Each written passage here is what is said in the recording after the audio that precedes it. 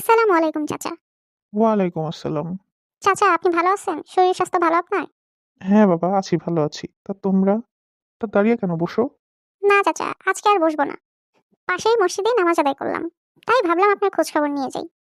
তা বেশ, হঠাৎ করেই অনেক পরিবর্তন দেখছি, তবে এটা ভালো।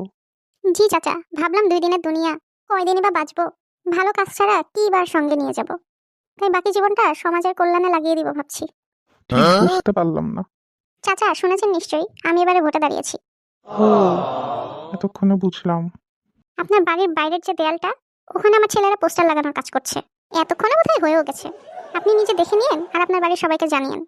ভোটটা কিন্তু আপনারা আমাকেই দিচ্ছেন। ঠিক আছে চাচা, আজকে আসি তাহলে।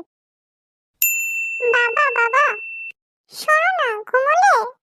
দেখো আমি টুপি পরে রেডি হয়ে গেছি। আরে, কি কারণে রেডি হয়েছিস? আর টুপি পরে কেন?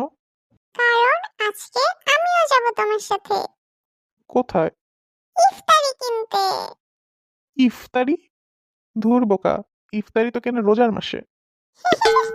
তুমি আমাকে বোকা বানাতে পারবে না। আমি জানি এটা রোজার মাস। তোকে কে বলেছে এটা রোজার মাস? এই যে আঙ্কেলরা এসেছিল বাসায় মাথায় টুপি পরে, আমি তো কেবল রোজার মাসেই সবাইকে দেখি এভাবে বেড়াতে। তার মানে এটা রোজার মাস। ঠিকই বলেছিস, রোজার মাসই বটে। তবে এটা আমাদের সবার রোজার মাস নয় রে। এটা কেবল নেতাদের রোজার মাস।